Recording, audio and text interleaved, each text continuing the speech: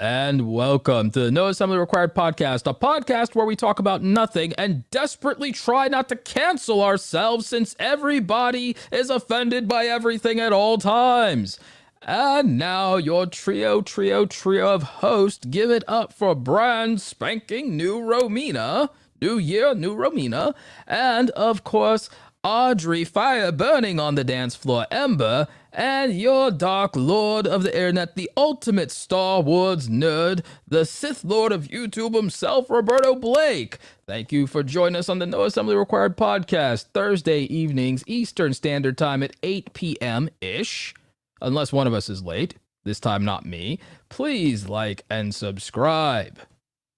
How's it going, homies? Oh my, Romina, what happened? The shade. The shade. All What of it. happened, Romina? This All is of not it. normal.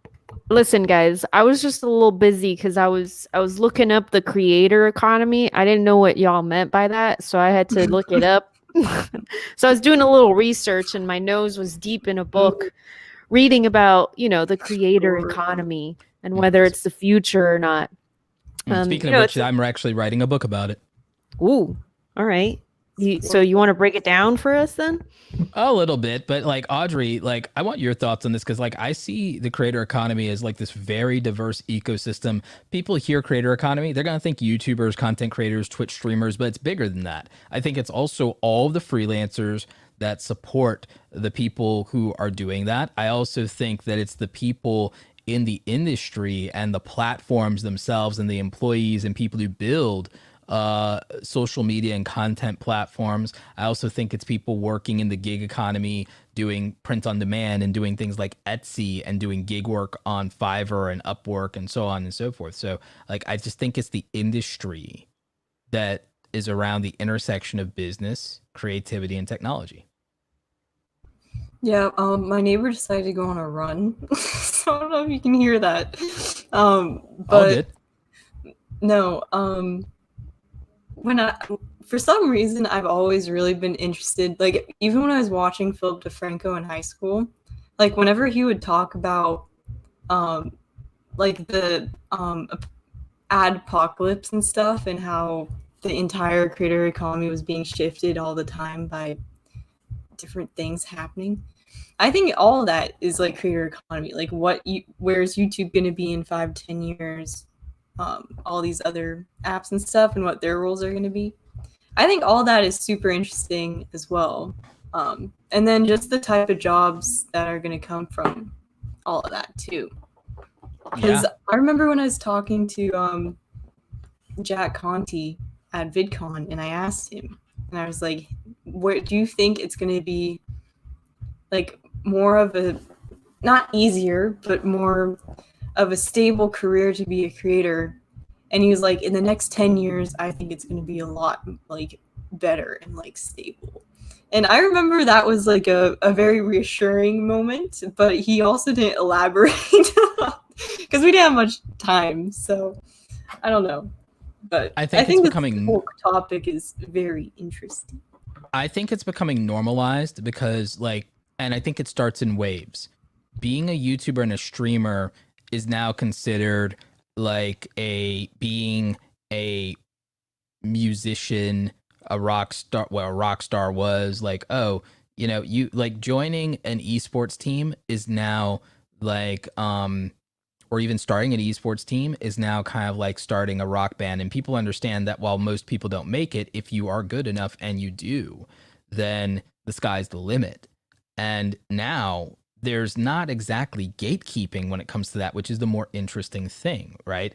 So people look at that when you think about esports or being a gamer, like it's a legitimate, it's like, it's not a, because here's the thing, people talk a lot of trash about it, but the majority of people don't become doctors or lawyers either. And even if they do, they don't become millionaire doctors or millionaire lawyers. They don't become rock star criminal defense lawyers. They don't become Johnny Cochran.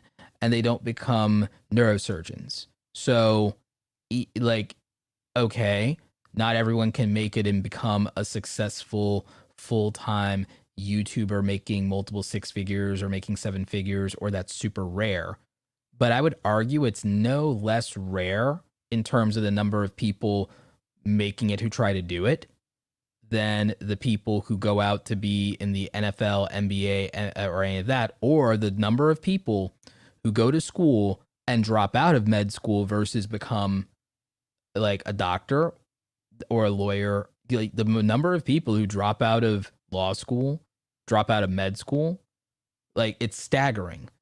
But people insist that that's something that's quote unquote, oh, pursue that. But the failure rate for that's high too. And there's gatekeeping there. I think it's more like, I wouldn't say it's more practical. I would just say there's probably a lesser chance if you decided that you wanted to be some type of creative professional. I think you have a much better chance of succeeding at that than if you decided that you wanted to be a doctor or a lawyer. I think you will more likely fail at being a doctor or lawyer than if you said that you wanted to be a creative professional. So what do you think about the NBA comparison? Because this is something I've heard a lot, and it's a little. I think it's not a good comparison because you could say like the NBA like for 10 million or $1 million or something, but like it's not. That's just the tip of the iceberg. You have to be chosen to be in the NBA. You know, when you have to be chosen by a gatekeeper to be in the NBA, to be successful in the world of being an internet personality or an interneter or an internet creator, you are chosen by the audience. The market decides. You can't hear me. I was saying, I was agreeing. Yeah. Yeah. I think you're safer with the market deciding than a handful of elitists deciding. And it's the same thing with publishing. Remember when I told you guys about Andy Weir, the author of The Martian? The publishing houses discriminated against him and said, you know, F you, Andy, no one will ever read your book. The market said otherwise. He was an overnight Amazon bestseller because Amazon's a content platform. No one thinks about Amazon as a content platform. Amazon's a content platform. It's the single largest content platform for written material or even multimedia, to be frank. Like, so, but it's, again, it's not a free platform in many cases, but like, it's the biggest e-commerce platform, but it's also technically the biggest content platform in terms of sheer volume. So guess what? The market decided that Andy Weir was a great author and writer and could do great storytelling. And the publishing houses, the gatekeepers, they had it wrong. There's nowhere for you to go if the NBA decides in theory that you're not good enough. But theoretically, if you fail to make it in the NBA, you could become a trick shotter on YouTube and become just as rich, theoretically, if the market decides that that's cool. Mm-hmm. Yeah, that's kind of an interesting... What do you think about this? I'm sorry. I had to. No, I'm just kind of getting into the groove of things here because I understand what it is that you guys are talking about. Because you guys just like texted me this and I didn't really call it that because I understand now that everybody calls things that now, you know, like the gig economy, right? It's like everything is like an economy now. So I understand what you're saying is that there's more of a opportunity for people to be creatives and there's going to be a lot more of it in the next few years. And I can definitely see that happening. In part because well, one, we're just on the cusp of an era of automation where a lot of jobs that were taken up by creatives, are now going to be automated. And those people who now have a lot more time to be creative and to work on their creative pursuits are going to be able to do it. It's going to be a very interesting, I feel like the next 5 years, like it's already happening and it's going to just creep up real quick. 5 years is going to be super interesting. 15 is going to be 15 for some people will feel like the end of the world because here's the thing. We have a culture here, at least in America and in the West, in Western civilization, we have a culture, and I get into arguments with people about this on the internet all the time, even in the comment section of other videos and stuff like that. We have this very misguided belief that we get paid in exchange for our labor. Our labor is a means to produce a result. We're really being paid for the outcome that our labor produces, not the endeavor itself. Because if you do something and it doesn't result in anything, what are we going to do? Like, pay you for the effort? Like, oh, well, you tried. It's like, now major corporations kind of do when you're a salaried employee or when you work for an hourly wage. But if at a certain point your efforts don't yield results, you're fired. And that's how it is. When you take the middleman out of that equation, what you are left with is basically the concept of trades, where in theory, everybody is a tradesperson or an independent contractor. The gig economy is largely the non-specialized labor market, but now people are just not in a wage-based situation and are on a on-demand type situation, which is a hybrid because it gets you freedom. The gig economy is freedom in that way. But like, let's say if you're a YouTube content creator, here's a big problem. Like, let's take employers and like the Amazons of the world, or even small business owners out of the equation. People look at platforms like YouTube and think that they should be compensated for their labor, for their effort. Well, I'm uploading the content and the videos. It's like, but if it doesn't get views, if it doesn't get results, if it doesn't move ad dollars, why would you be rewarded just for showing up? Why would you get paid in the form of a participation trophy? You have to actually produce an outcome of some kind that merits compensation, because you weren't commissioned to be a content creator. No one recruited you. No one made promises to you. No one gave you a dental plan and healthcare benefits. And it's not like something else that I kind of thought about today, because I was at a museum, and the museum is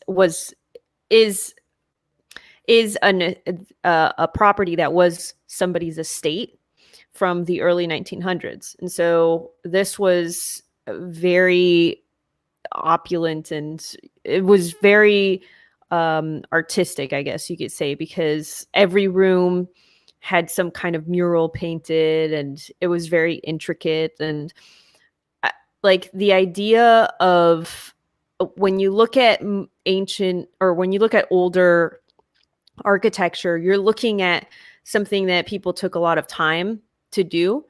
And something that kind of came up today, which I guess kind of oddly enough coincides with what we're talking about here, is the fact that if you look at architecture now, it kind of became more of, how do we be more efficient?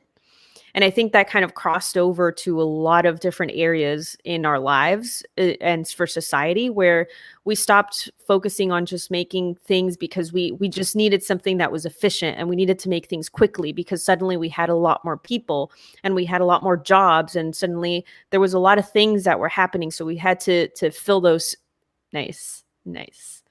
So we had to fill up those spots like real quick. And so I think that now that we've kind of reached a point in society, kind of on a global scale for a lot of countries, where we've reached a point where we have these spaces that we've created for us to live and work in. And now it's about innovation. Now it's about, well, how, we still have so many people that are being born every single minute.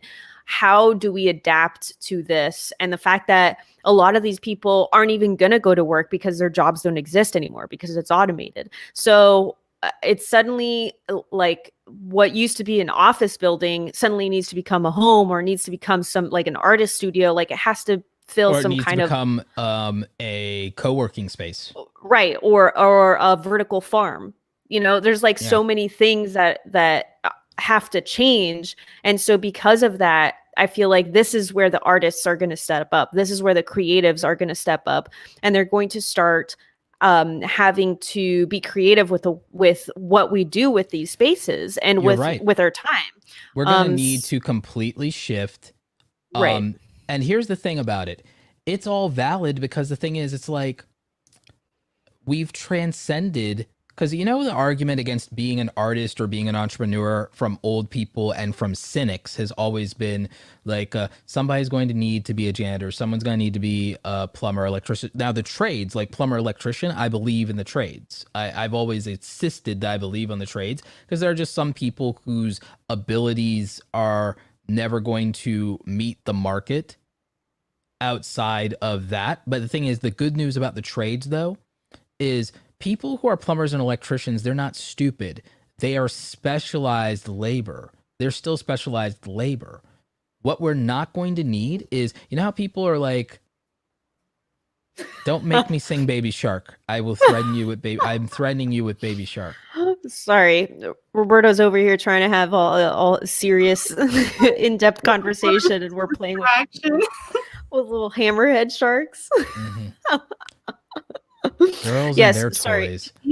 But like Continue. you know the old argument that people are like, well, somebody's going to need to do this BS job. Someone's gonna have to do this shitty job. It's like you can't always do what you like, kiddo, and everything like that. It's like in a world where we have automation and efficiency and robots, that like no, we're not going to need people to do those jobs. Machines will do those jobs. And by the way, electrician, plumber, roofer, carpenter, those specialized labor jobs we will still need those. And I think that those will no, I think it's too specialized. The where it won't be I don't think you can automate that job. By the time I don't know. I guess I'm a little more imaginative than that. There's gonna be you robots. would need to get I feel to like that there place. We'd have here, androids. Okay, all right. No. Let me explain. I feel like we'll still have those specialists, but their jobs might be slightly different because we'll have androids or robots or some kind of automation. So I agree that we'll have, here's the thing, I don't think for what those jobs are, it'll be cost effective to throw the technology at them. I think we'll make better tools for those people, because what I believe is we won't have warehouse workers anymore. I don't think we'll have warehouse workers, and I don't think we'll have people working checkout counters, and I don't think we'll have grocery clerks anymore. That's what I believe. I believe that we won't have retail workers. KDX in the chat says, I am not trusting a robot with my pipes. You'll be trusting a human who is using a machine that will do all the thinking for them. Like at the end of the day, the thing actually, is, that's you know what? You know what? Today at dinner, our receipt had a QR code on it, and it said "pay," contactless, like pay, and like we just scanned the QR code with our phone and just paid. Like we didn't even have to give. We didn't even have to talk to the waiter ever again. Like that step has been completely eliminated. It was like walking hospitality. You can't replace hospitality. Right? Hospitality. Okay, hold on. You won't replace it, but it might change. Hold on. There is a hotel in New York that is completely run by robots, and I stayed there once.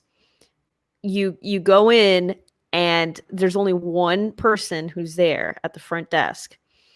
And that's what you should make a video about. And they have a robot that just they take your luggage. Like you just give them your luggage, and then somehow it ends up in your room. Like stuff like that, where it's like they just have everything's all. And this is years ago, so I'm imagining now they Romina, probably don't even have someone. Romina, you find that hotel again, you make this YouTube video, surviving 24 hours in a hotel run by robots. I swear to God, that video is the video that will do it. And then I'll add some Terminator eyes on one of the robots. Yeah. It has to be like chasing you down the hallway with red eyes. Your face is ginormous. Do you guys want to come with me? Yes. Like, I think that... So to your point, Audrey, though, about hospitality, I have a lot of friends and clients that work in the hospitality industry. And then also, all the conferences were canceled because of the virus. And I think that the virus and thinking about pandemic proof businesses, do you know why the pandemic hurt so many businesses and hurt so many industries? It's because the pandemic affects human beings. It affects bioorganisms. So think about it. The bottleneck and the fault in us getting what we want, the experiences we want, is the human component of the fact that, oh, we need humans to do that thing. And therefore, which is why in the stock market, all of these tech and automation companies, telecommunications companies, conferences, Zoom, all that skyrocketed. Fortunes were made. If you like had thrown 10 grand into big tech at the beginning of last year, or when the dip happened, and just rode that out, you'd be like sitting back margarita style right now, just be like, in the cut. I mean, I'm already doing that, but you know, yeah, I get. If you put 10 grand into the right stocks, specifically, I think anyone who in the dip put like 10 grand into Tesla, I think anyone who put 10 grand into Tesla back during the dip before the split happened, before the stock split, if you went into a dip on Tesla before the stock split, then you like are like, you didn't have to like, you wouldn't be a millionaire, but you'd be like 5 margaritas. You would have done so well. Well, my thing is, you would have done so well that you'd have the disposable income to where you probably would have made some other really good moves, and then maybe you'd be a millionaire because you had all that extra money. All right, I want to go back. I want to go back to the main topic, which is the creatives and the creators. This was the main topic. Well, I mean, it sort of is, but we went on a tangent into it's a little bit too like, yeah, it's a little too technical. I feel like it's too broad on you know the. Audrey, I actually want to ask you a question. What do you feel like are the next steps to allow the creator economy to really boom? Is my Wi-Fi okay? Sorry. It is now. It wasn't before. It is now. You only missed my amazing question. What are the next steps? Yeah, Audrey, what will make the creator economy boom or make it even stable for like people to make? Yeah, what do you think are the next steps that are needed in order for the creator economy to happen? I think, I don't know, because I was saying one thing that's like, oh, this could be countered immediately by I was gonna say more like education about it, specifically to young kids, because there's so many kids who are like, I want to be a YouTuber, but they don't actually know what that actually means. I think teaching kids about the different options about the creator economy and stuff and social media when they're younger, and just like anything else that they would, you know, talk about or whatever. I think there needs to be more media classes and just like technology focused classes in schools, because literally otherwise kids don't understand the real workspace that they're going into, because there's a lot more than just what is being taught right now. So I think that's number one thing, because it would help prepare people so much better. Imagine you were like young and you had the option to take a media class, and instead of talking about how Facebook is the future, they would actually tell you about multiple sources of income and like how monetization works. Like that would be huge. These kids would be walking into this industry with so much, if they wanted to, now that they actually understand it better, and it's not just I want to give cars to people. Like they would actually know what they're walking into. It would be game. So basically you're saying that they should stop watching big YouTubers and viral content and just start watching Roberto Blake. Yeah. But like that plug. That's true though. But like kids don't know to do that. They're gonna watch the big YouTubers who are giving 50 Teslas people, because it's more. Which is why when they don't go viral after, I made 12 YouTube videos that are absolute garbage, and I have never bothered to learn an editing suite or how to, you know, color grade or, you know, I don't know what an L cut is and everything, but I tried, I made 12 or 20 videos and everything. Why aren't I famous yet? Everyone lied to me. Like, that's why they're gonna watch big YouTubers. They're gonna watch the Paul brothers. They're gonna watch Beast, and guess what they're gonna do?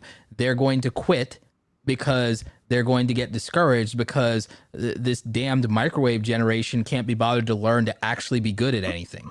The microwave generation. Wow. That's a coined term right there. No, but I could get heated about this because I think it's dumb. Even when I is went that to a pun? Because it's a microwave. school, I didn't think about that. Maybe that's why I said that subconsciously. No, yeah, you're gonna but get heated. Continue. yes. Even when I went to two different colleges, okay, a film one and then a media one. Both of them sucked at media stuff because they were stuck in like 10 years in the past or something. So I think that's like a huge step forward. That's pretty simple, in my opinion, to make. And I think it would just help I can tell you why. I can tell you why that is. It's because of the teachers don't know. right. Because they didn't. Right. Well, also because of you mean people who actually didn't do any accomplished things in the real world are No, but teaching even they're people just too old that they don't. No, yeah. Well, like 60s where they just literally don't know anything besides Facebook. Right. Well, the problem is because because the teacher should be required to go back to school every X amount of years requalify their knowledge. Yeah. Right. Exactly. Because right now, yeah, they were completely qualified and they did know a lot of things 40 years ago. But in the last Especially 5 years alone, come on, it evolves. It's not like I think the fact that you can still be competitive trading, like you're still deemed to be qualified and worthy of your profession off of the degree you got 25 years ago is absurd to me. Like if you can actually do it and you produce results, that would be one thing. But like the idea that you're going to produce better results than somebody who's doing it like today, degree or no degree, like it's again, that feels really weird to me. Like that feels really weird to me because it just feels like we're not actually honoring meritocracy, and we're putting where we decided that a degree is meritocratic or that it's a validation versus, you know, it's a real validation. What, like, okay, you did all that, great. You were disciplined 20 years ago or even 10 years ago or 15. Like, all right, put it to you like this. I'm about to turn 37. So if I had finished a 4-year degree, that would have meant that I finished at 22. That's 15 years ago. The world has changed so ridiculously over the last 15 years that there's no way that me being disciplined for 4 years, 15 years ago, should be a justification to believe that I'm good at something. Today. There's no reason for that. There's no reason that should matter. Like and there's no reason that like decrease in value as time goes on. So like, if you were gonna apply for a job 3 years later, they'd be like, "Do you have an updated something?" Especially if you're in something where the industry evolves more quickly, I guess. Yeah, because it literally just logically doesn't make any sense, but that's how it is, I guess. Yeah. I mean, I'll put it to you like this. When I went to college, I had learned on my own, like, I was more skilled and more educated about Photoshop than every single graphic design professor at my school.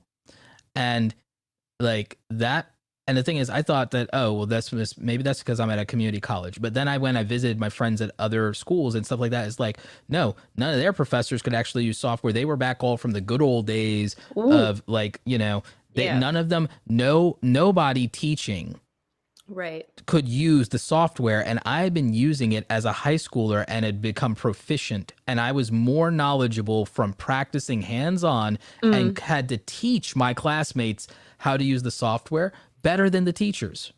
You know, the same thing happened to me, but not, well, actually, yeah. While I was in high school, there were a couple instances where I was actually helping the teachers and teaching the teachers how to use certain things because I knew how to use them, but because I had found them on my own by just being a loser on the internet and playing around with software on my time off. And so, and this was like, I feel like, and that's just like tools, right? You know, those are just like tools, but because of that, because of the fact that I was able to use these tools, I improved on certain creative skills so that by the time I had entered the workforce, I was either at the same level or at a more advanced level,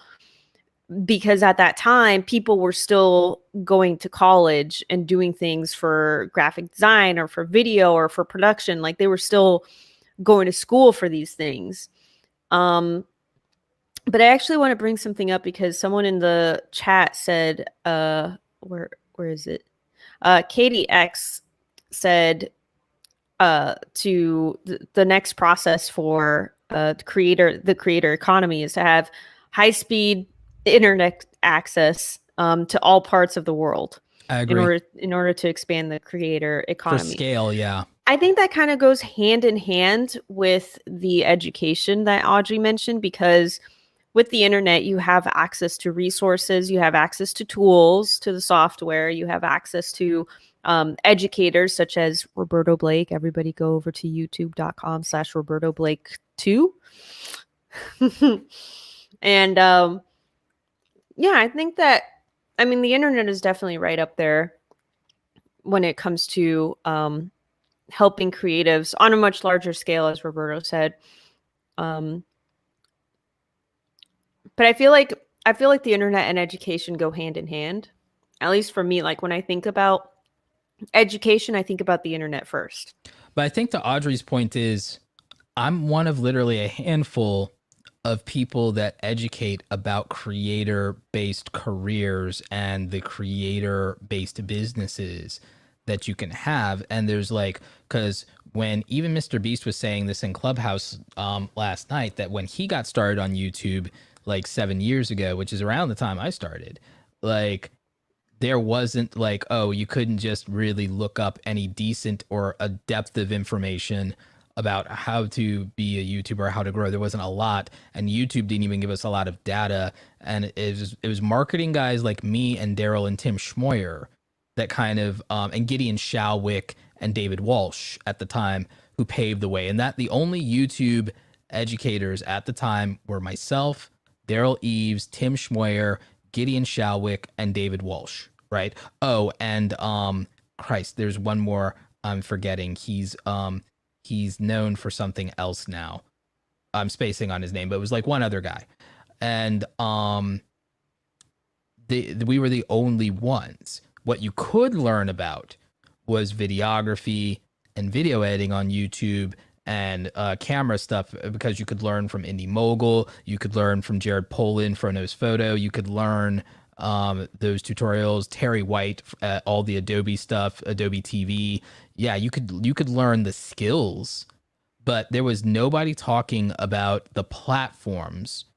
And the only people who were talking about platforms, they weren't talking to creators, they were talking to marketers only at the time. Even Gary Vee was at the time talking to marketers. He wasn't talking to creators back then. So there was no education base for navigating a career as a content creator, even just a few years ago. There was nobody. Do you realize that when I made my video in 2016 on how to make passive income online, at the time, the concept of making a video like that was like pretty revolutionary. And I was like the only video to get 1 million views on that topic at the time. Even today, I'm ranked number 7 for in terms of views for passive income, because the concept of passive income and making multiple streams of income, making money in your sleep, has always been framed as get rich quick schemes, which is kind of silly because passive income through royalties always existed for creative people. If you were a musician, making money in your sleep, child's play. If you're a musician, you're making money after you're dead. Talk to Michael Jackson about that. Like making money in your sleep, that's beta level. It's like get up on my level, make money when you're dead. Like that's what musicians do, right? Ooh. Books, novelists, the right. Salinger kids are still making bank today. You know, like, so writers, authors, and musicians, royalty income. Romina, you have starred and your likeness has been in TV and movie and film stuff. And once in a while, it's not a lot, but once in a while, you get that sweet, sweet royalty check for crap you did 10 years ago. Like, you see, you're still making money from work. You getting paid more than once off of work you Right. did a long time ago. We got Frost here in the chat, someone who's making like thousands off of Spotify, off of royalties for music he made like 8 months ago, you know, like a legitimate income that would replace somebody's full-time income on work he already did that's in Spotify and is in the algorithm and producing for him. The you know, YouTube is kind of like that, except it's not nearly as consumable as something like music. It's not paid direct to consumer the way writing a book is and posting in Amazon is. But like Spotify and like Amazon, there's no gatekeeper, there's no barrier to entry. So yeah, like passive income is this weird idea, multiple streams of income. There was no one back then, and even now, most of my contemporaries, they'll teach you about YouTube. They'll teach you about the algorithm. They'll teach you about an audience. Most of my homies don't talk about money, like beyond AdSense, or they'll touch a little bit on brand deals, but they won't get into the specifics. I'm the only YouTube educator that has shown my media kit with pricing in it on what I charge for brand deals. I'm the only YouTube educator, probably besides Catherine Manning, who shows the AdSense from my actual main YouTube channel that I teach off of.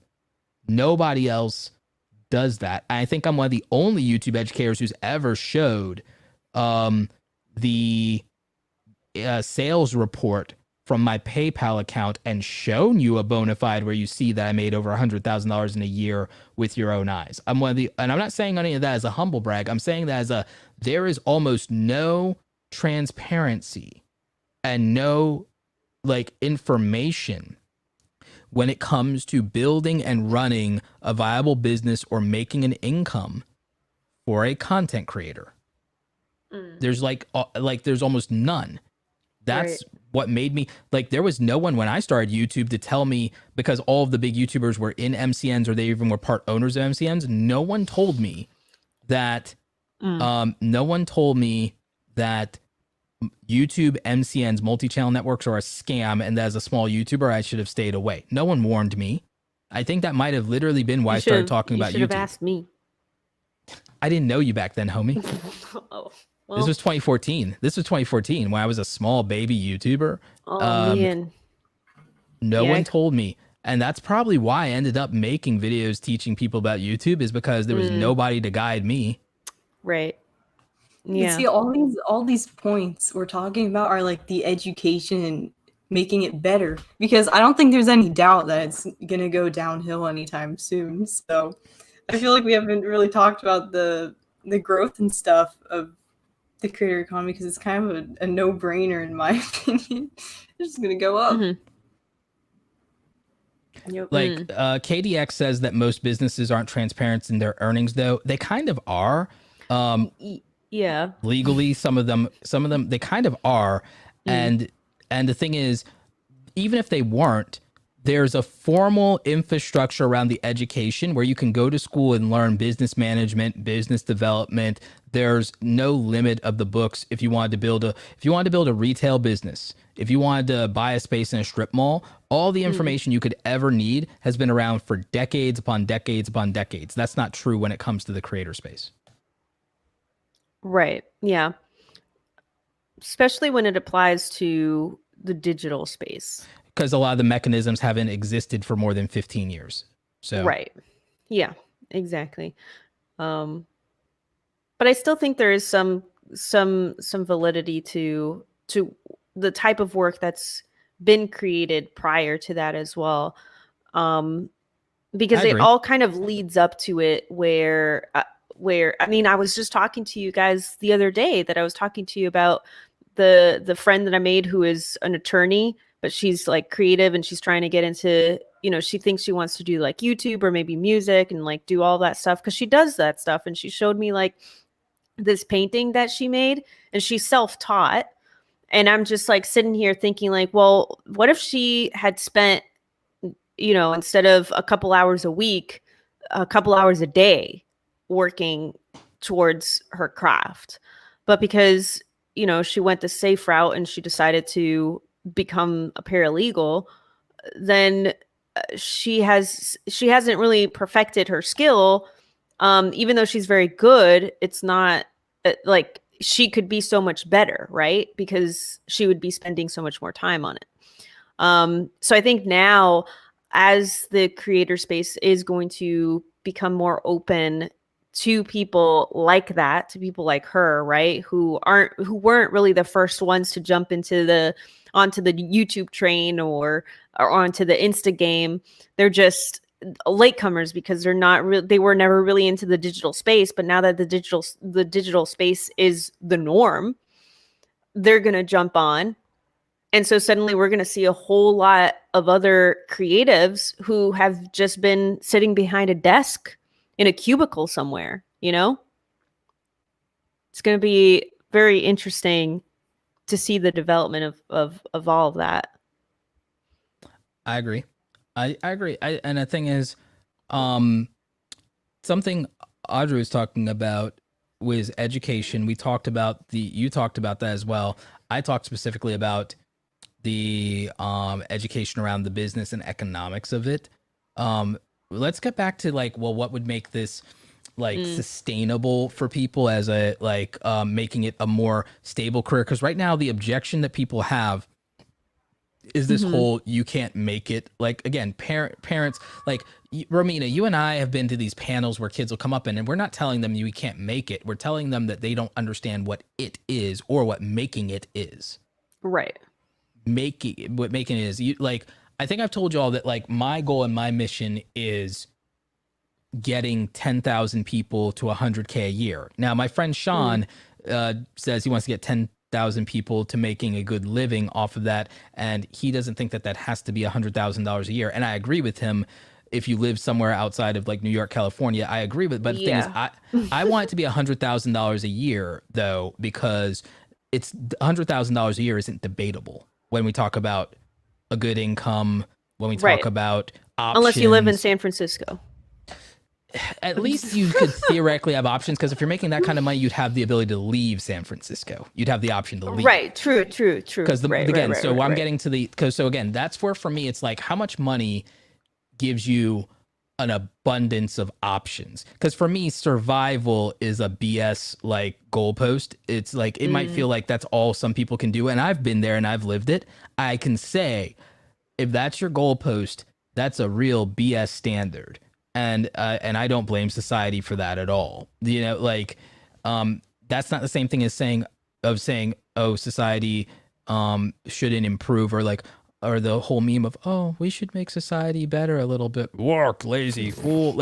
It's not that. That meme is so stupid and intellectually dishonest to me, because I'm no one's debating that we should improve society just a little bit. We're debating not taking shortcuts to get there, and we're debating, well, what is better. We're debating over what is better. And I feel that when we start to look beyond, because the reality is, and what we've been dancing around is that money is an exchange of an acknowledgement of value. Money has nothing to do with labor. We know that because once labor is completed for writing a book, setting up the infrastructure to put it behind something like Amazon or the bookstores or whatever, the money that the author makes has nothing to do with the labor that they continue to do. And so the value that they created was the work, the masterpiece, the thing. And it continues to earn them money because it continues to create value for everyone who reads and enjoys that work. The same thing for music, the same thing for a film that is produced. Now, some people would say, but we're not all artists. But that's my point, is that I believe that being a creative person in a post-labor world and economy that people don't want to acknowledge that we are heading to, probably by the end of our lifetimes, that's probably real, to where the value of labor will be so disproportionately diminished to where people literally will be paid almost entirely off of their, I would say, off of their intelligence or creativity or their mind, whatever their mind can produce. will be the thing that's valued rather than what their body can produce, because we're already there. No one gets rich off of labor. People only get rich off of their ideas. Like, that's literally true. Or the strength of their mind. Because if you don't have ideas, but the strength of your mind is your creativity and your ability to solve problems and decipher patterns. If you can decipher patterns and you can see things differently than other people, you could be someone who's a wizard in the stock market, or you could be just smart enough to see an opportunity where you see the value of a foreclosed house and what it could be, and you decide to save all of your money or borrow money, snatch it up, renovate it, and make this beautiful, gorgeous thing that's worth a lot more. And what I mean by a post-labor world, like, America will get there first, or the Western world will get there first, but the rest of the world will inevitably catch up, because I just don't believe that we have a disproportionate dominance gap as technology. Once technology reaches the rest of the world at a certain point, I think that any place in the world that's underdeveloped could leapfrog America and the Western world, because the thing is, our problem is we're built on old infrastructure. So once another country or another part of the world puts in infrastructure at all, they're not having to rip anything old up, and they're not having resistance from people who've made money on the old thing. So they'll be putting in new stuff, and it'll be all they know, and they'll beat us the same way that, like, we kind of, in many ways, can surpass our parents just because we're not beholden to the old way. So we don't have any loyalty to, like, something like that. We grew up with technology. The younger you are and you grew up with technology, you have less bias against it. If you grew up before technology, you have resistance and you have bias, and you cling to traditions past their expiration date, which means you don't innovate. You don't innovate. And if you don't innovate, you lose. Because remember, the reason that certain things Blockbuster died to Netflix because they couldn't innovate, and because they were beholden to their infrastructure and their pipeline. That's why they lost. Right. So I just think we will get to a post-labor world. And I think that you can't just say America. America might do it first, but it's it may not going to. Yeah, it's going to be. You're right. America might do it first. Might. But as far as it's going to be the world, because, like, maybe don't think about it as like we're all going to be the same and on the same level, because we're not. It's going to get to a point where everyone is going to have access to some kind of technology or automation and they're just going to be at different levels. And they might do something so radically different, but because they have the pipeline of global consumerism, that Viva la Difference could scale very rapidly, because you don't have to. If we get internet to everybody, you have 8 billion potential customers. You don't need that much of the market to win.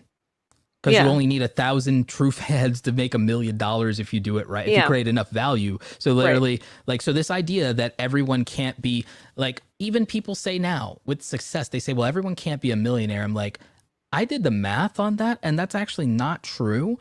Because you'd have to account for the fact that consumerism still exists. Money changes hands and circulates. So the thing is, there's only so much of wealth that's ever held or accumulated. It's mostly, and that's mostly on paper, but there's a lot of money in circulation in the economy. And the thing is, we all don't need to hold it at once. That's the thing that people don't understand, because we want value. So as long as you have almost this entire booming economy of high value people that are innovative and are making new things that people desire to consume, that's the thing that's super interesting. And that's where the flow of money and ideas will happen the best, I think, because we're talking about there will be new, innovative ways of consuming value and exchanging value. Plus, we also have cryptocurrency. Let's not forget about that. That will change things too. That'll change things too. Like, no, I'm exactly. Yeah, no, I remember, mean, I'm joking, but I'm also not joking. Yeah, I want to do a gig app that has a crypto token component. Remember that? And I think that's a great idea. And honestly, like, I read this article. I think it was this morning, or maybe it was last night. that was like the Bitcoin dream is dead or something like that. Yeah, I saw that was trending. And I was like, that's the stupidest thing. I'm sorry, no offense to the person who wrote the article, because that's the stupidest thing to ever say. That their reasoning was because Bitcoin up until this point is supposed to be a currency. It's supposed to be something that is used for trade. But up until this point, I consider it closer to gold than cash. Well, here's the thing. Well, that's that their argument was that it was, it's supposed to be a cryptocurrency, right? But up until now, it's really just been this commodity that people have used for trade, for trading, right? In order to make money off of it. And so because of it, but what they're saying is because of it, it's, the dream of Bitcoin is dead because of that, because it was supposed to be because they were thinking ideologically. Right. Well, here's the thing. I still think that it's possible for it to happen because especially now, because we have platforms like Square accepting cryptocurrency, and we have like PayPal and stuff. And I think that it's only just beginning. So to claim that the dream of it is dead. Well, people said the YouTube dream is dead. I'm like, if your dream is to go viral for being lazy, then yeah. Yeah, it doesn't surprise me if China does have, I mean, so does the US. The US, we have the US coin, the USD coin as well. I believe that, look, like everyone's really fearful of China, and I understand. And because but the thing is, it's like, I'm not a fan of communist China, but it's capitalist China that keeps me up at night. Because that is all right. Well, we're not going to go into that because this isn't. I could talk about this for like the next 45 minutes. But my facetious argument there, and I'm not going to super go into it. My facetious argument is, don't get me started, Roberto. I know, but you know me. I believe in meritocracy. So the thing is, good or bad is a moral dilemma for people, or it's an ideological dilemma for people. My belief is this. But again, I'm a Sith Lord, right? So I actually believe in the rule of strength. I actually believe that, I believe in merit-based. If you play the game and you won, deserve has nothing to do with it. It's a result. It's what happened. It is a fact. It is the reality. And now we all must deal with the reality as it's presented to us. And the thing is, if we're good enough, we can make reality what we want to be. But it's our responsibility to be good enough. Deserve has nothing to do with it. See, that's why I don't believe in moralist arguments, because you'll just be disappointed with if you believe in moralist arguments, you will probably wake up every day depressed. If you decide that you believe in the concept of it's a person's responsibility to have the strength to manifest their ideals. If you believe in a world and you want a world to be good and you want a world to be fair, what you consider to be just, your obligation is to not be a loser then. Your obligation is to play the game and win, because when you win, you can make things the way that you want to be. And if you really believe that you're so good and you're so fair, and then rule justly then. So win, rule, and be just if you think you can do better. But if you don't think if you know that you don't have the stomach for it, why complain? Now let me ask you this, just to kind of tie this in to everything. Do you think that still applies in the creator economy of the future? I do in the sense of this. People complain about the algorithm. People complain about the algorithms, or what they think is limiting to them, or even what they think is restricted to them or prohibited in terms of speech. I'm like, you can be a news commentary channel and be successful if someone's ever done it. If someone's ever done it, that means it can be done, which means, well, they had this going for them, or they did that in a different time. It's like, creating the conditions that allow for success is your responsibility. It's not anyone's responsibility to. It'd be great if society does this. I think society theoretically could and should, or if you want to look to the government should create conditions that make it more viable for people to move up economically. And I think improving education, I think doing a lot of other cool things, infrastructure would do that. But if they don't, or if you can't hold your breath and wait for that, then what are you going to do? Cry? It's your responsibility to look at what it takes to win and give yourself every fighting chance to win.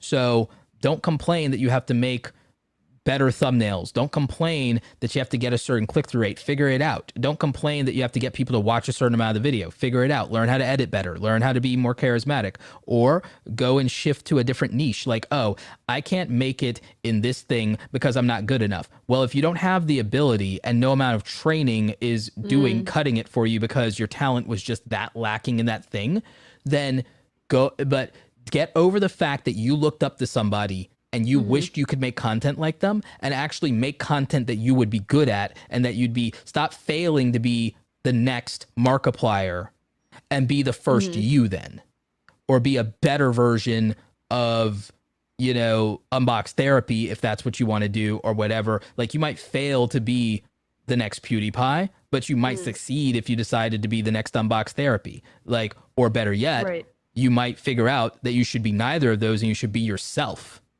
So like you should so like I saw that comment. I like that. But you shouldn't complain.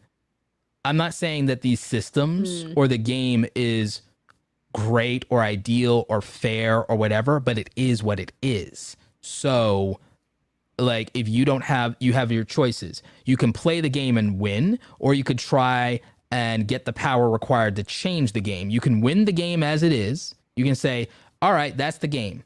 I'm just going to get really, really good at the game. Or you could decide to become someone who has the power to change the game, and you can do that. So like, you don't like the way it is, you got two choices. You can either become the CEO of YouTube, or you can become a successful YouTuber. Figure it out, because then you can say, all right, I'm going to change the rules to where a creator like me would have had a fighting chance. You can become Susan Wojcicki then, or you can learn how to be successful on your own terms, and it doesn't matter what the platform does because you figured out how to win. Like, you see what I'm saying? But the thing that won't change anything is just complaining and whining and moaning and growing and whinging. Like, I just believe that what you have to do is you have to take responsibility for your career, and you have to take responsibility for the life that you want, the life that you envisioned or designed for yourself. And if you think that you deserve it, then what's the problem with doing whatever it takes? That's a good quote. Welcome to the conversation, Audrey.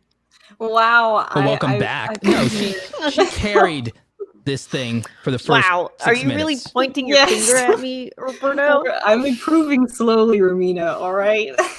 As soon as Let's you guys not said forget, I Mark have a Zuckerberg, shark on I was my like, end. what? I have a literal shark. Curiosity or whatever. I was like, that's where you lost me.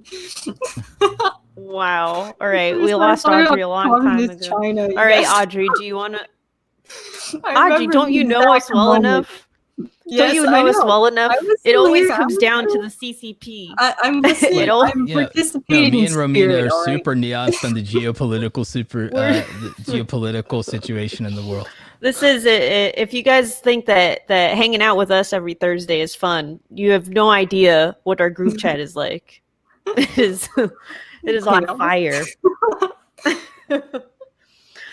Here's the good news. We managed to have those kind of discussions and still be very good friends afterward, which the rest of the country should take note of and should actually get its shit together and learn how to do that.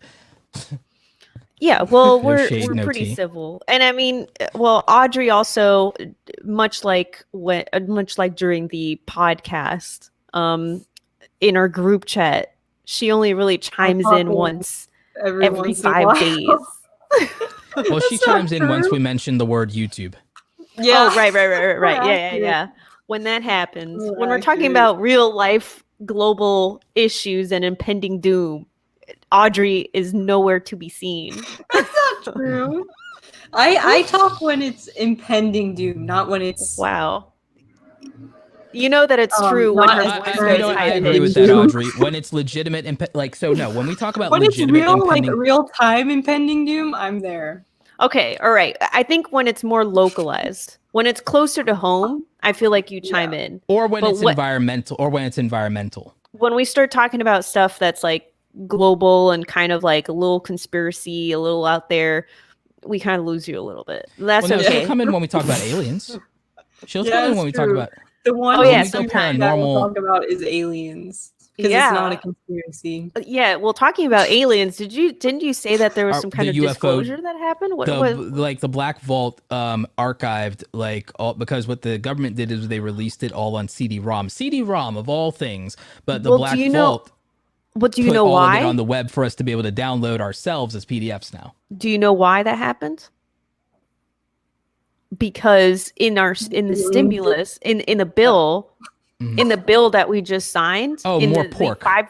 In the 5,000 pages that were on that, one of the clauses was that the Pentagon had 180 days to release their files, their UFO files.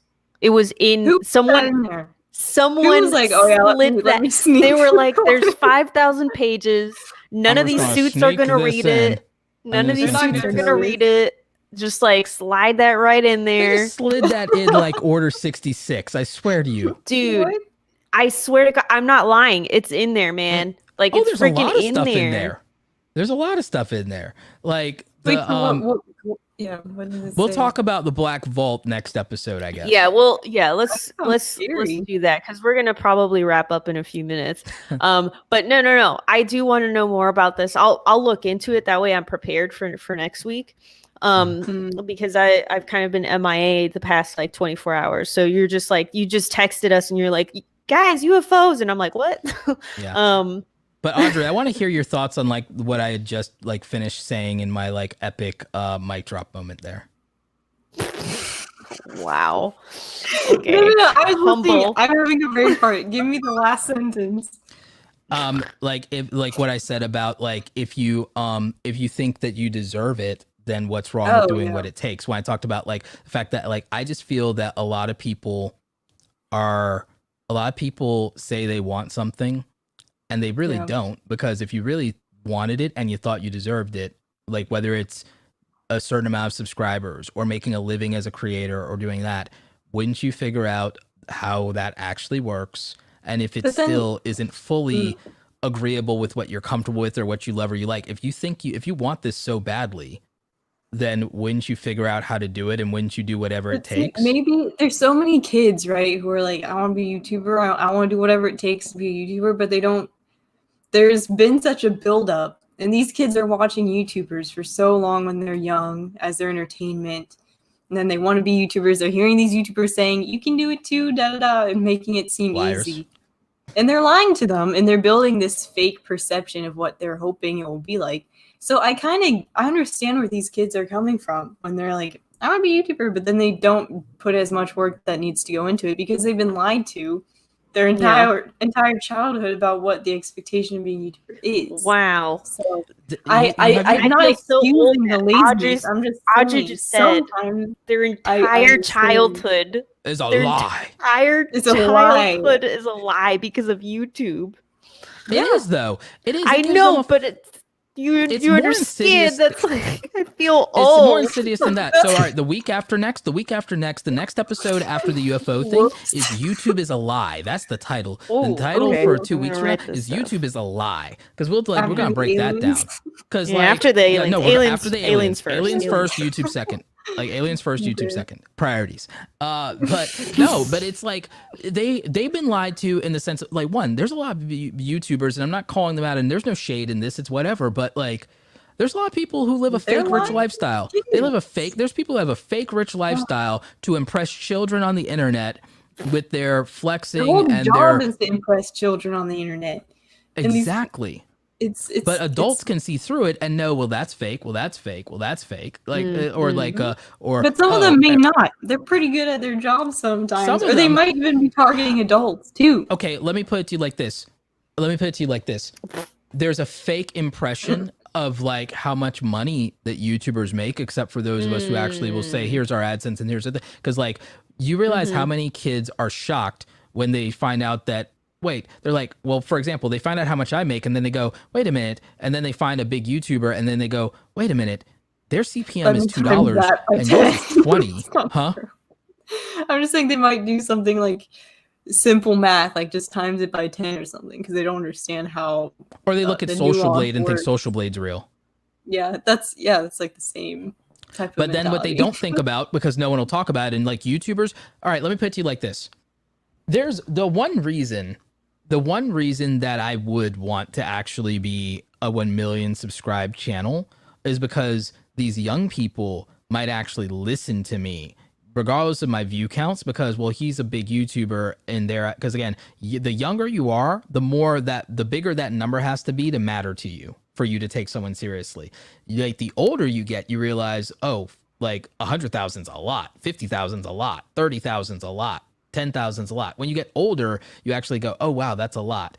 But if you're young and you're not a YouTuber yourself, if you're a YouTuber yourself, you think those numbers are a lot too, because you realize, oh wow, what like 10 people commenting, 100 people commenting means to you. So you like when you're doing it. But if you're on the outside in, wishing and thinking about it before you get started, you have no concept of reality and you've been misled and lied to, and the fantasy of YouTube is the truth to you. From your point of view, because you don't know any better. And the thing is, someone would assume if you get 1 million views, you must be rich. It ain't even close. Remember what I said. I get a penny per view, and an entertainment YouTuber gets 1/10 of a penny per view. Penny for your thoughts. When I but think about it. When I told you guys, when I broke down the math that most YouTubers make 1/10 of a penny per view, like, how'd you guys feel when you like heard that for the first time? Listen, we're being called old right now. I am old.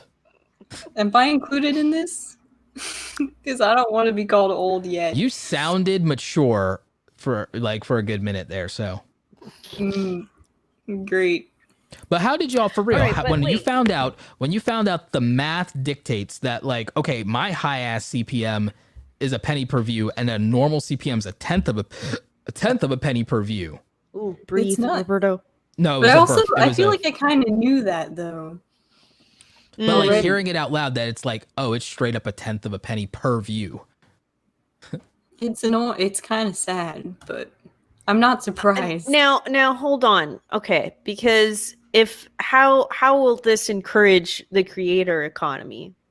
So when you realize that, you realize that your business model can't be purely YouTube traffic and that you need a more diverse business model. You guys were on the call with Mr. Beast last night, because the alternative is most YouTubers then turn to brands. But if you turn to brands, you give up creative control, because most brands, Logan was saying it, Ian was saying it, Beast was saying it, that if you turn to brands, a lot of them, they'll give you that big amount of money and you'll tell them, hey, I know the audience. I know the audience. I know what works. Trust me. I'll do right by you. They're like, no, do the 60-second ad read or we don't give you the money. And then you go, oh, okay. And that's why now he's building all these he's having to build entire brands and businesses, because you notice he hasn't done sponsored content in a while, because like even with, the virus, a lot of sponsors have shifted budgets around. I'm sure he's delivering for them, but I think that his audience supports something he does more than they support a brand he sponsors. So the thing is, he might be delivering for them, but maybe not enough for what the ask is from the brand, and they don't value the attention enough because his audience is so young. They may not convert for that for the brands, but they'll spend the money with him. So he decided to do his own thing, like Beast Burger and like the exclusive merch drops and the live streams and the super chats and all that stuff. Because so people have to so creatives will have to be more. They will have to be innovative. Entrepreneurial. Yeah. They'll have to be entrepreneurial. They'll have to build. Remember how for years, and I'm glad that Mr. Beast is at least leading the charge on this, because what gets on my nerves and what frustrates me, like, is the fact that, and Jimmy's an exception to the rule here, because Jimmy does not care how big somebody is. I will tell you that straight up. Jimmy is the most humble, most thoughtful content creator of his size, aside from maybe Markiplier. I can tell you that personally. The thing about Jimmy is he'll listen to anybody. He'll take criticism based on merit and on the idea, and his only goal is to get better. He gives everything to the mission. He doesn't have ego about that stuff. Okay. But a lot of content creators will do, and a lot of people who want to, and a lot of these kids who say they want to be content creators have massive egos about what they think and what they think works and what they think is right. And they want to make it a certain way and they want to do things a certain way. You know, they won't adapt and they won't change their way of thinking to win. But Jimmy will do whatever it takes to win, you know, as long as it doesn't go against his morals. And he has a good set of morals and ethics. So I say all that to say this, though. The thing that annoys me is I can literally, me, Nick Nimmin, Daryl Eves, who is his mentor, we could all literally say the same thing. And people are blah, blah, blah, blah, blah, blah, blah. Mr. Beast says it, though, and they'll immediately write it down, and it'll be the word of God. Like, that'll be that. But it'd literally be the same thing. Because he's doing the thing that we've been talking about for years. For years, we have talked about the importance of diversifying income, not being beholden to YouTube as a platform, building your own thing and keeping like the money. We've talked about the importance of expanding and having a team. Mr. Beast is leading the charge. Mr. Beast is taking every bit of YouTube advice that every coach has ever given to the most extreme implementation of it. That's the difference between him and everyone else, is he doesn't just do it. Mr. Beast does the most extreme version of it. Oh, hire an editor. He's got 4 of them. Like, build a team. He has 30 people. Like, reinvest back into his content. He runs his business at a loss, like Amazon, like Bezos. Like, you see what I'm saying? He does the most extreme version of everything, not just in his content, in his life. That's a personality that you can never compete with and win. You can't compete with him because he truly is the embodiment of doing whatever it takes. He's like literally the embodiment of that idea. And I'm not saying be like Mr. Beast. I'm saying if you were a fraction of like that in the amount of thought, time, innovative research, marketing, brand development that Beast is, you'll be successful if you're a fraction of that. If you're a fraction as committed, you'll be successful. Because Mr. Beast has people don't even understand how big his business is and the business model that he has, and that he doesn't have merch. He has a damn clothing line. Like, he doesn't have merch. He has a damn clothing line. Like, look at the merch that the Paul brothers put out, and then look at Mr. Beast. It's not even close. And he likes Logan, but like, it's not even close. Look at, like, Logan's got his Maverick Club. Do you think for 1 minute that like if Beast does an exclusive club that the perks are going to be as like minimal as like what the Maverick Club is? No offense, Logan, because I love your podcast. But for real though, Mr. Beast will make the best exclusive VIP club that there's ever been seen in the YouTube ecosystem. He will never take second place. He will never put out something that's second best. And he keeps diversifying his income streams. He built a gaming channel to supplement the main channel because the main channel is operating at a loss. He's not making profit off of the main channel because he keeps doing bigger and bigger stunts. But also, everyone's like, well, he gets the brand deals. He gets the brand deals. When's the last time you saw a sponsored piece of content from him? The brand deals dry up. So going back to what I was saying about why I say AdSense is a tenth of a penny, I say that because when YouTubers take brand deals and they get criticism for it, now you understand why. If you realize that, oh, if you make viral content, it might get demonetized, or you might get like a tenth of a penny per view. Oh, you get 1 million views? Great. Congratulations. You made $500. I'm throwing a real number. I make a lot more than that on 1 million views. On 4 million views for the year of 2020, I made $40,000 in ad revenue. But guess what I made on affiliate revenue? I made $100,000 in affiliate revenue. So, and I made more money on brand deals than I did on YouTube AdSense. So, I mean, people can kind of do the math on that. But the point is, like, YouTube AdSense was like not even my biggest YouTube income source. And that's not counting my own products. That's not counting other royalty deals. That's nothing. Speaking of YouTube AdSense, if you guys would like to help us out in becoming eligible to sign up for YouTube AdSense to get that money, that YouTube money, then please subscribe. We're youtube.com/noassemblypod. I think mean, we're getting close on the watch time requirement. I think our big problem is the subscriber numbers. who cares if it's pennies or not? It doesn't matter. I'll It's take just, it. You know, it's Pay for yeah, the hosting exactly. Yeah, for the exactly. It's audio. part of the. It helps us because currently we are also operating at a loss. So that's one thing we've got in common with Mr. Beast. Yeah. We're investing. But Just like but I think we can start wrapping things up. I here think between taxes for sure. Like if I was down to since AdSense, I have to go.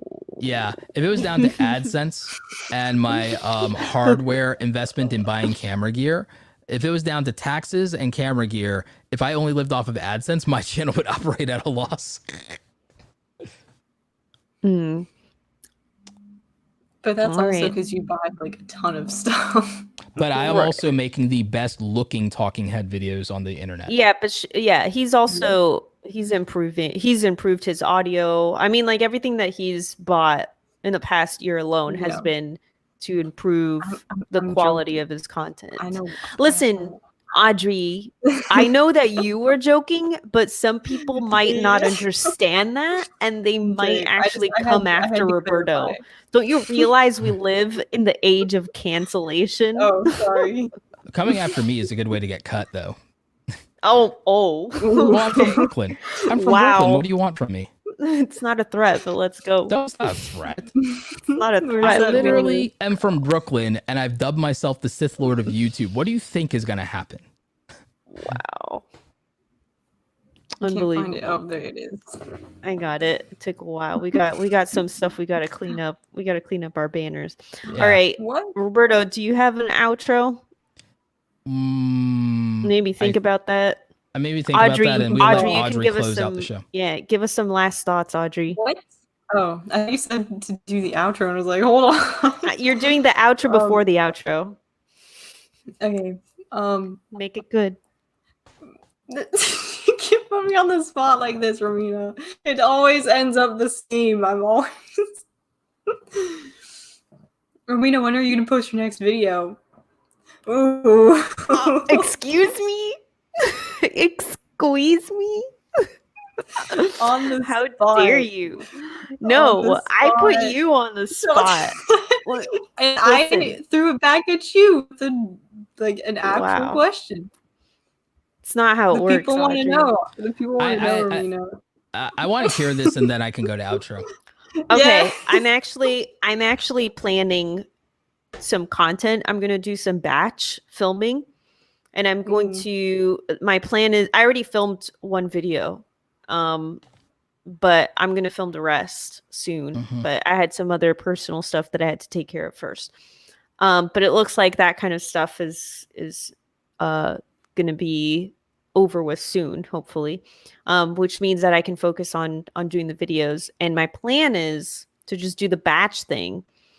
And I already have all the scripts worked out and everything, and upload once a month. That way I can keep the channel alive and actually just upload some videos while I'm working on my own business stuff, because that's really my focus this year is my business and also writing my book. So I'm just spending a lot of time. I'm still creating, even if it's not ending up on the internet, you know? Yeah. I agree. I think that's one other thing is like creating stuff for yourself. Me and Peter McKinnon have talked a lot about that and about how important it is and how that's really part of how you avoid burnout. But discussion for another day. Speaking of burning, this has been the Know It's Something Required podcast, filmed in front of a live YouTube audience. Please like and subscribe and get us monetized so we can get those sweet, sweet fractions of coins that we need so that we can stop operating at a loss. Please remember to review us in Apple Podcasts, since Spotify won't do their damn job and allow you to review us there. And of course, thank you so much for listening. This has been your trio of hosts, starting with Audrey Ember and the birthday girl, and who we cannot sing to because we will be copyright claimed, RedRomina, and of course, your favorite Sith Lord of the interwebs, Roberto Blake. Thank you for listening. We will see you next week, 8 p.m. Eastern Standard Time, where we unpack the Black Vault and talk about these damned UFOs. Anyway, nop.